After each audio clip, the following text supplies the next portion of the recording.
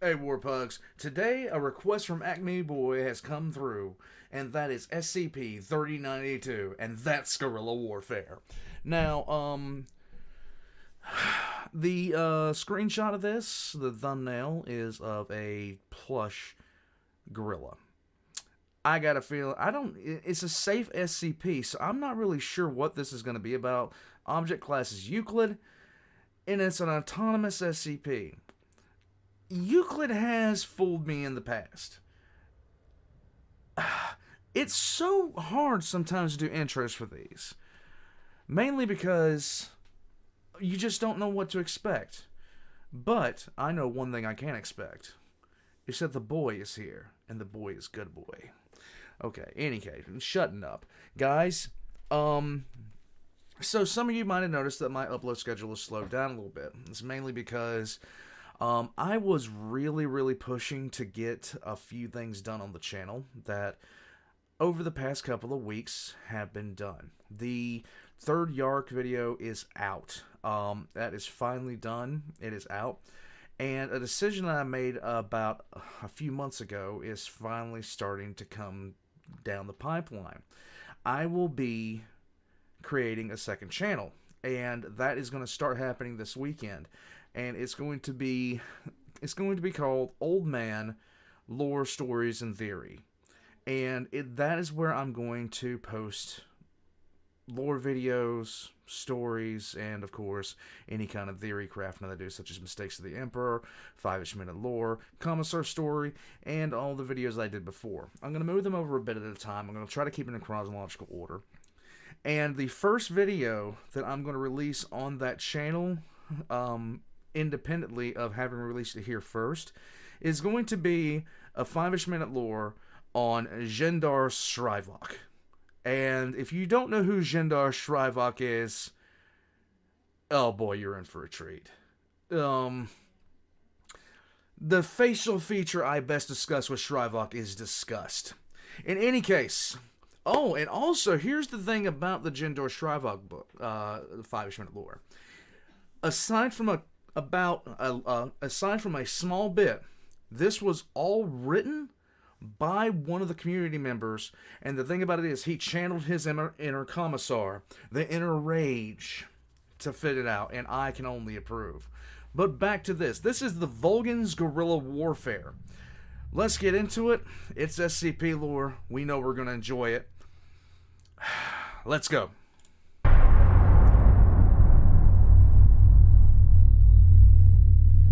Guerrilla Warfare.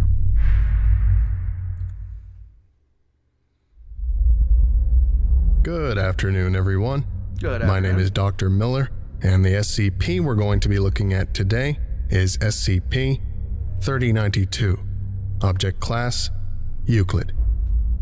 Special Containment Procedures.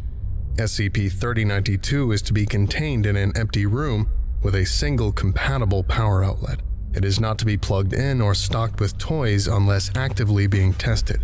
Testing with SCP-3092 must be pre-approved by at least one Level 3 staff member and at least one Foundation agent armed with a mock tranquilizer rifle, previously a net launcher, must be present in order to subdue and contain resultant SCP-3092-A instances.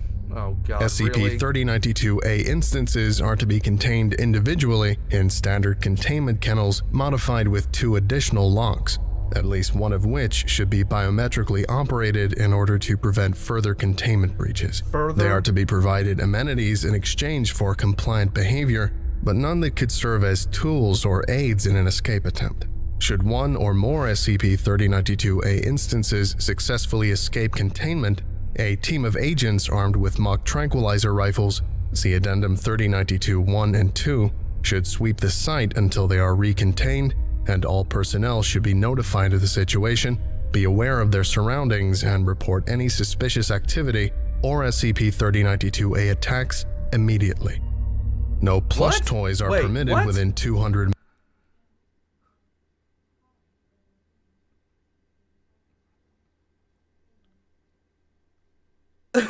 I was about to say, did I thought I heard something there I didn't hear. I had to read the actual text because I was like, wait, what's going on? Well, so far, plush toy monkey, let's go. Meters of any SCP-3092-A instance outside of testing purposes. Why? Description: SCP-3092 is a Black Tie Toys brand arcade claw machine measuring 1.8 meters tall, 0.8 meters wide, and 0.9 meters deep, and weighing approximately 144 kilograms while unstocked. The machine's body and mechanical parts are all non-anomalous in nature, Really? primarily composed of steel, plastic, and various electronics, all possessing wear and tear consistent with multiple years of regular usage.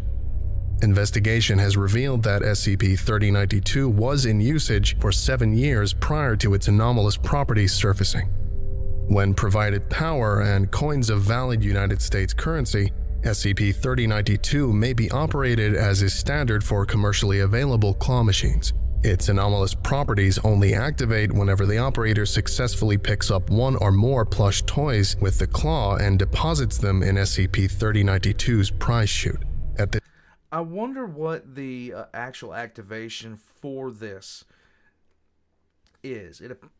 Is it the tunnel they go down? Is it the active opening of the chute to grab them? I don't know. At this point, the respective plush toys will immediately transform into instances of SCP-3092-A. SCP-3092-A instances are cotton-stuffed felt plush gorillas, possessing no identifying tags or logos, sitting at roughly 0.3 meters tall and weighing 0.4 kilograms. They are sapient, communicative. All SCP-3092-A instances identified have been fluent in English and capable of sight, hearing, touch, and ambulation of all 4 limbs. Additionally, they possess notable manual dexterity despite seeming to lack distinct digits and relevant muscular structures. Outside of this, all instances are conventional plush toys lacking any biological components. SCP-3092-A instances are remarkably proficient in various activities related to guerrilla warfare, such as stealth. I just felt my soul collapse. I just felt my soul collapse. Weapon improvisation, trap setting, and the maintenance and usage of a variety of small arms. They also appear to possess ideologies, crudely resembling various real and fictitious guerrilla rebel groups.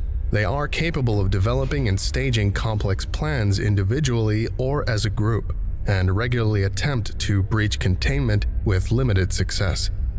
However, thus far, all SCP-3092-A activity appears to have been intended to annoy or inconvenience rather than cause legitimate damage to its targets. All weapons employed by SCP-3092-A instances have been non-lethal in nature, causing only minor injuries.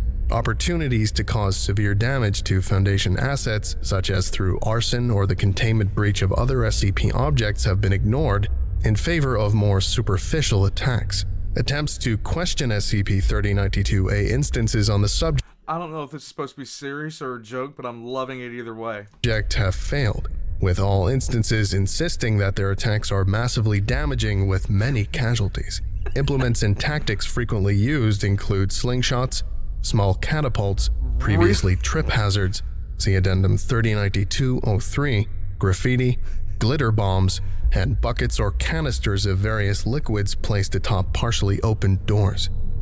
All SCP-3092-A instances created by SCP-3092 have thus far possessed distinct personalities, beliefs, objectives, and identities. However, when an instance of SCP-3092 comes into physical contact with a non-anomalous plush toy, that plush toy will immediately be transformed into an identical instance of SCP-3092-A, with similar baseline personality, ideology, and behavioral patterns to the SCP-3092-A instance which created it. SCP-3092-A instances appear to be aware of this property and will attempt to make use of it in order to bolster numbers. Many instances will, after being created, attempt to re-enter SCP-3092 in order to convert any applicable toys remaining inside. SCP-3092-A instances can be ripped, torn, or otherwise damaged with no greater difficulty than a conventional plush toy. Reactions to damage have been universally and melodramatically negative. with instances typically expressing hyperbolic pain over even superficial damage. Severe injuries such as they're like European football players. deep punctures or tears to the torso. I'm sorry, I can't. This is outstanding. Detachment of limbs or decapitation will result in death, with instances falling to the ground and ceasing to move, typically after a long period of exaggerated expressions of pain. However, in cases less severe than complete incineration, instances appear to only be playing dead, as repeated disturbance of these corpses will result in them being briefly returned to activity and requesting that this disturbance stop, as they are out of the game. Due to this information, as well as SCP-3092-A's lack of a nervous system, it is not currently believed that they actually feel pain. Repair of damaged SCP-3092-A instances through conventional stitching, patching, and restuffing is typically sufficient to alleviate instances expressed pain and death states. Somebody watched Apocalypse Now in Platoon on something that was really strong. I'm just saying, this is perhaps the best thing this is outstanding. And is interpreted by them as medical attention. Oh, God. Currently, 23 instances of SCP-3092-A are in containment by the Foundation. Should we get the Patchwork Bear and get him involved in this? I'm just saying. Get them to declare holy war against the Pesterbot. Let's go. Recovery. SCP-3092 was retrieved on 05/03/20 from Family Restaurant and Arcade in Cheyenne, Wyoming, after animal control officers responding to a call there noted anomalous activity. Upon Foundation agents' arrival to the scene, it is believed that 21 SCP-3092-A instances had been created through both SCP-3092 and their own duplication properties, and restaurant facilities were considerably defaced. After killing several aggressive instances with small arms fire, the remaining instances surrendered to Foundation officials and were contained along with SCP-3092 after it was determined the source of anomalous activity. Civilians present were amnesticized and a cover story of an escaped pet chimpanzee was distributed. Now that's less believable than the gorillas, because I don't believe... Never mind, I was about to say I don't believe anybody would keep a chimpanzee as a pet. But, what do you know? People don't think too much, do they? Addendum 3092-01. On 05/18/20, one SCP-3092-A instance initiated a containment breach and fled via an adjacent hallway. Agent Megan Cho, noticing this activity while standing guard outside SCP's containment chamber, fired on the instance with a tranquilizer rifle she was armed with. Curiously, the subject appeared to pass out, falling to the ground and ceasing all activities besides occasional twitches and mock snoring. SCP-3092-A instances are not otherwise noted to possess a regular sleep cycle. Subject was recontained without incident and awoke several hours later. Due to increased effectiveness and lowered risk over net launchers or firearms, it is recommended that Foundation agents use tranquilizer weapons in the recontainment of SCP-3092-A instances in the future. Addendum 3092-02. After testing, it has been determined that any weapon firing feather-tipped pneumatic darts is sufficient to induce a sleep state in SCP-3092-A, regardless of whether said dart is actually loaded with tranquilizers. Like the aforementioned death state, it is believed that this sleep state is performative on SCP-3092-A's part. To minimize the potential for collateral damage to Foundation personnel, mock tranquilizer rifles should be used in place of actual tranquilizers. Addendum 3092-03. On 06/09/20, two SCP-3092-A instances simultaneously escaped containment and fled through the building's ventilation system before setting up a tripwire in the office of Dr. Martin Helmer, intending for him to trip, fall, and land face first on a pillow with a crude insult written on it. However, upon entering his office, Dr. Helmer tripped, fell, hit his shoulder against a bookshelf, and suffered a fractured collarbone, Ow. an injury much more severe than any induced by prior SCP-3092-A containment breaches. Upon discovering this, both instances immediately expressed remorse, informed other Foundation officials of the situation, and were compliant in recontainment. Investigation revealed later that several amenities within these instances' cells had been converted into gifts and apology cards intended for Dr. Helmer. Further breaches by SCP-3092-A instances have not been noted to employ trip hazards of any sort. Okay, Okay, I think that about does it for today. Thank you for listening, and you're all dismissed. Goodbye. Okay. Guys, I like these things. I like them. That was really, it's almost adorable, but it's kind of sad at the same time. I think I want about a troop of them running around just to mess with my pugs a little bit from time to time. But, that there at the end, they don't want to hurt anybody. Not really.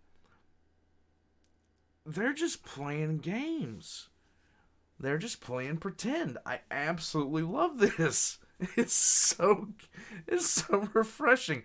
And the thing about it is, when it first started, I was thinking, okay, are they all like mentally, are these instances all mentally just messed up and they think they're out there actually doing war and all this other kind of stuff? No, they're not. They're playing. They know they're playing, but they're in their pretend mode like a child.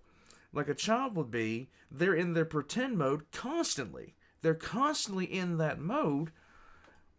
And they don't want to hurt anybody, but they're letting their imaginations run wild. I absolutely love this. Oh my god, this is another SCP that I am just.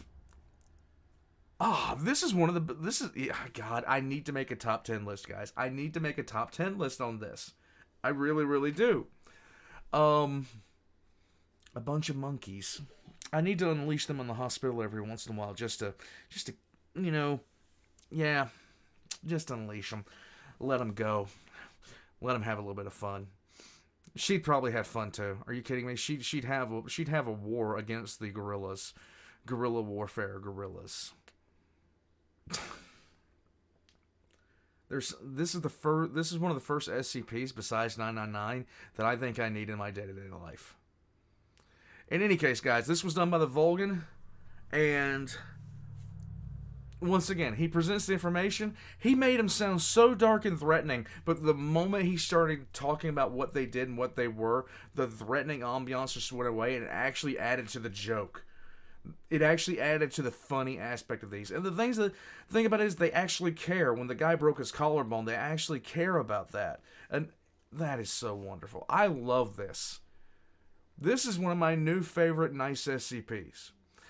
Guys, TheVolgun puts out great stuff. I'm hoping to one day soon to be putting out SCP videos of my own. I can't wait to do it. Until then, guys, just know that TheVolgun's links are going to be down below. Hit the like and subscribe on this video if you guys haven't already.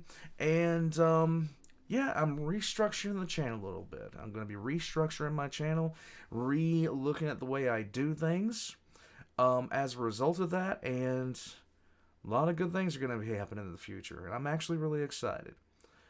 Until then, if you'd like to support the channel, leaving a like and a comment is a great way to do it. And if you'd like to support the channel in a way, I have a Patreon down below. But you guys being here and just enjoying things, that's good enough for me. I'll catch you guys next time. Invoke guerrilla warfare.